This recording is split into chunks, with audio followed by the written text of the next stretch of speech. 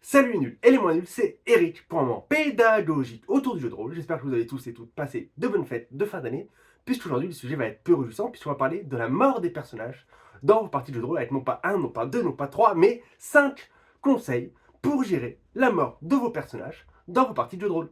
C'est parti. Conseil numéro 0. C'est pas vraiment un conseil, c'est plutôt le rappel d'un abus de langage qu'on fait tous et toutes fréquemment, pour éviter de le faire à l'avenir, parce que généralement, lorsqu'on fait une partie de jeu de rôle, ce sont les personnages des joueurs et des joueuses autour de la table qui décèdent et pas les joueurs et les joueuses autour de la table. Lorsqu'on dit oui, j'ai fait une partie, c'était vachement bien, mais tous les joueurs sont morts, non.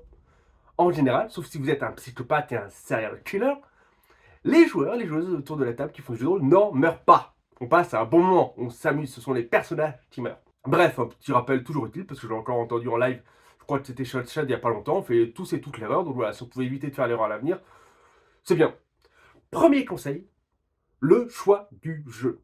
Dès le choix du jeu de rôle auquel vous allez jouer, eh bien, ça va impliquer une certaine place de la mort dans votre univers de jeu, une certaine manière de la mécaniser par rapport aux règles du jeu que vous avez choisi, et ça peut vraiment changer du tout au tout en fonction du jeu que vous choisissez. Par exemple, dans Donjons et Dragons, le jeu le plus joué, eh bien, on est des sacs à points de vie. Un personnage joueur a beaucoup de points de vie, et c'est lorsqu'on arrive à zéro, puis lorsqu'on rate nos jets de sauvegarde contre la mort 3 fois, que on va décéder. La mort, elle est lente, elle est progressive. On ne meurt pas comme ça simplement. A l'inverse, dans Sombre, la peur comme au cinéma dont j'ai déjà parlé ici, la jauge qui représente les points de vie est la même que celle qui va représenter notre caractéristique pour agir physiquement.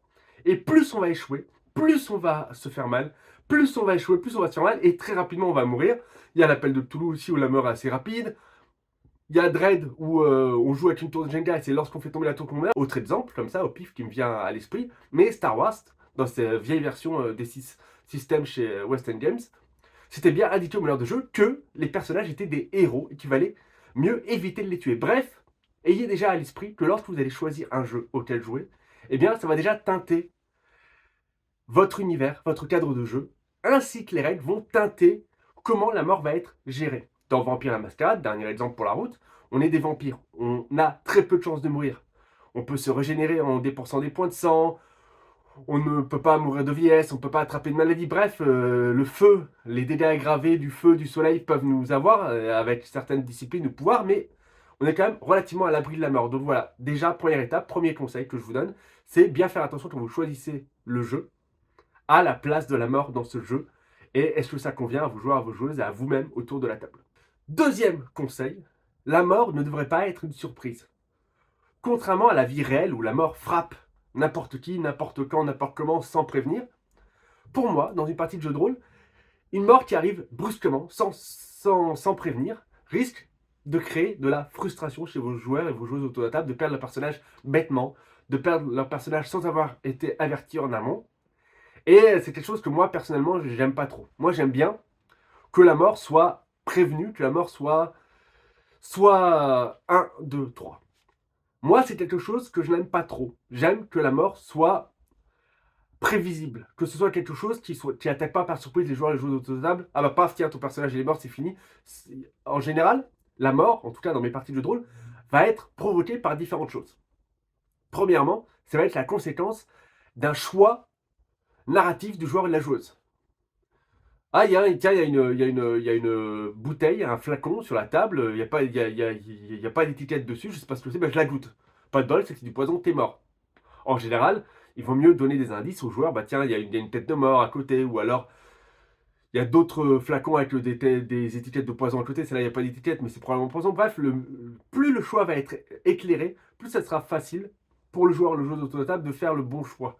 Et la mort peut être la conséquence d'un choix désastreux. Voilà, on fait un mauvais choix narratif, et bien la mort peut être comme une sanction. C'est pas ce que je préfère, mais ça peut être ça. Deuxièmement, la mort peut être prévue narrativement dans le cadre de la campagne, dans le cadre du scénario, dans le cadre de l'histoire, parfois pour rajouter de l'émotion, pour rajouter des enjeux, on peut choisir que un des personnages va mourir. Dans ce cas-là, il vaut mieux en discuter avant avec le joueur et la joueuse autour de la table, lui expliquer que voilà, son personnage va devoir faire un sacrifice pour empêcher un rituel de créature malfaisante. Ou alors peut-être qu'il sera laissé à l'arrière par ses compagnons pour ceci, pour X et Y raison. Mais voilà, mettre en scène cette mort, d'une belle manière et en parler avec le joueur et la joueuse.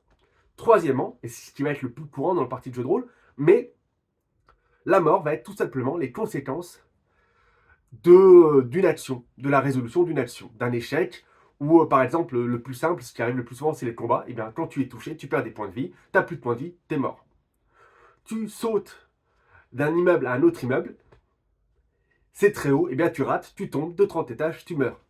C'est ce qui arrive le plus communément dans le partie de jeu de rôle, mais voilà, la mort, c'est aussi tout simplement la conséquence d'un échec. Lors d'une action, on veut essayer quelque chose, et si on rate, on a la possibilité de mourir. Pareil, le joueur et la joueuse est prévenu à l'avance. Tu veux escalader? Ah, c'est très haut et tout, t'as pas de matériel. Attention, si tu fais un échec, tu risques de tomber et de mourir. Très bien. Le joueur ou la joueuse décide que son personnage va accomplir l'action malgré risque. Et si il ou elle échoue, si son personnage échoue, eh bien, la mort va le surprendre. Conseil numéro 3. Ne pas sauver toujours les personnages de vos joueurs et vos joueuses autour de la table à tort et à travers. On a parfois tendance, lorsque l'on mène, d'avoir envie d'aller au bout du scénario, au bout du one-shot, au bout de la campagne, au bout de notre aventure. Et parfois, lorsqu'un personnage, ou plusieurs personnages, ou pire, tous les personnages meurent, eh ben ça nous embête. Ça met des bâtons dans les roues de notre histoire, ça met des bâtons dans les roues de notre intrigue, et on est embêté, et parfois on a tendance, lorsque l'on mène, à faire ce qu'on appelle un Deus Ex Machina, une intervention divine, pour sauver le personnage. C'est quelque chose que personnellement, j'essaye de faire de moins en moins, et que j'ai même tendance à déconseiller pour plusieurs raisons. Première raison, les joueurs, les joueuses autour de la table vont avoir tendance à croire que leurs personnages sont invincibles. Si vous sauvez le personnage d'un joueur ou d'une joueuse autour de votre table de manière peu subtile, une fois, deux fois, trois fois, quatre fois, que ça arrive régulièrement, et bien la joueuse ou le joueur qui incarne ce personnage va se dire légitimement que je suis invincible, de toute façon le MJ va me sauver, et ça va avoir tendance à teinter ses choix. Il va être moins prudent. Il va faire des choix moins raisonnés. Il va dire non, mais c'est pas grave, j'essaye. Au pire, si ça rate, de toute façon, la MJ ou le MJ va me sauver. Deuxièmement, ça risque de briser la cohérence interne de votre univers, de votre partie, de votre scénario. Ça risque d'être pas crédible que le personnage soit sauvé. On l'a tous en tête. La nouvelle trilogie Star Wars avec la princesse Leia qui surfe dans l'espace tel Superman parce que la force blablabla et qui est sauvée juste parce que les scénaristes ou le réalisateur ou les deux n'avaient pas envie que le personnage meure à ce moment-là de l'histoire. Et on a plus ou moins tous été d'accord pour dire que c'était pas terrible. Désolé pour ceux qui n'ont pas vu la dernière trilogie Star Wars pour le spoil, je m'en excuse, mais c'est un exemple que je trouve tout à fait pertinent pour dire que voilà, sauver vos personnages, il faut le faire de manière élégante, faire de manière subtile. Si vraiment vous ne voulez pas que votre personnage puisse mourir, il faut pouvoir le sauver de manière la plus crédible, la plus pertinente, la plus subtile, entre guillemets, possible. Et sinon, moi, ce que je conseille plutôt, c'est que si vous ne voulez pas que les personnages puissent mourir, parce que vous avez besoin de ce personnage pour un moment clé dans la campagne plus tard, parce que vous adorez ce personnage, et bien tout simplement, ne lui donnez pas la possibilité de mourir, ne le mettez pas en danger. Lorsqu'il y a une action, dans les possibles conséquences de l'échec, n'y mettez pas la mort. Très bien, il saute entre deux immeubles, et bien il y a un escalier de secours, il va tomber plus bas. Ou bien il va se fouler la cheville et être bloqué sur le premier immeuble. Bref, il y a toujours un moyen de ne pas mettre la mort en action si cela n'est pas quelque chose que vous recherchez. Quatrième conseil, lorsque la mort survient pour un personnage, ne pas hésiter à lui laisser la main sur sa dernière scène, sur le moment de sa mort. Très bien, tu t'es pris plusieurs flèches par les archers gobelins et tu t'effondres. Mais je te laisse une dernière action. Tu peux avoir une tirade pour donner du courage aux autres qui restent alors que toi tu t'effondres. Tu peux peut-être balancer ta hache de G sur le chef des gobelins. Pour le tuer, je te fais même pas faire de G, c'est bon, t'es mort, voilà, c'est une dernière action glorieuse. Voilà, n'hésitez pas, lorsque un personnage meurt, à le faire briller une toute dernière fois. Parce que c'est son dernier moment, son personnage est mort, il va devoir recréer un personnage, ça peut être assez frustrant. Ne pas hésiter à le mettre en lumière. Que sa mort ne soit pas inutile. Très bien, tu meurs, mais tu parviens à faire les lutins à tes compagnons. Très bien, tu meurs, mais ceci, mais cela, rajouter des conséquences positives pour les autres. Qu'un sacrifice, s'il est fait, ne soit pas vain. Et puis même, au-delà du sacrifice, ça peut très bien être une mort plus accidentelle. Hein. Voilà, tu tombes, tu te cognes sur l'échelle de secours, tu te rompes le cou parce que tu n'as pas réussi à sauter d'un immeuble à un autre. Eh bien, tu peux dire quelques dernières phrases. Ou peut-être que tu ne meurs pas sur le coup, que tes compagnons te récupèrent, ils tombent dans les bras et tu meurs dans leurs bras. Et là, tu peux faire un moment émotion, un moment magique où tu dis quelques phrases à ton meilleur ami ou Ou un des personnages dont tu étais amoureux en secret, tu lui fais ta déclaration et tu t'éteins dans ses bras.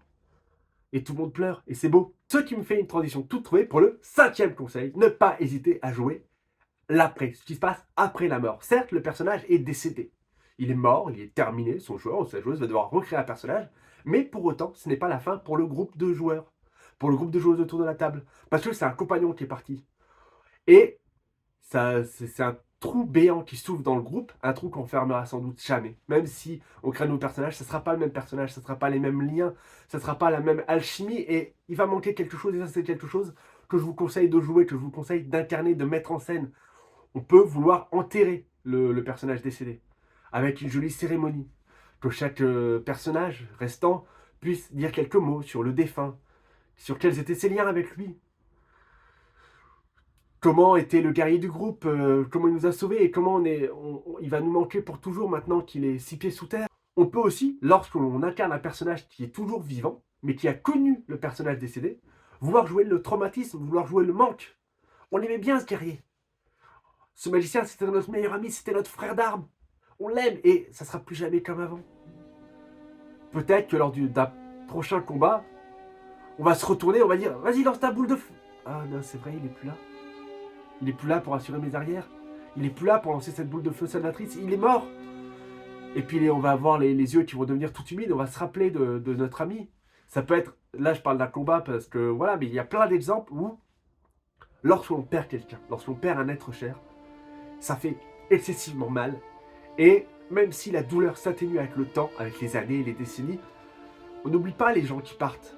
On ne fait que s'habituer à cette douleur de ne plus les avoir dans notre entourage.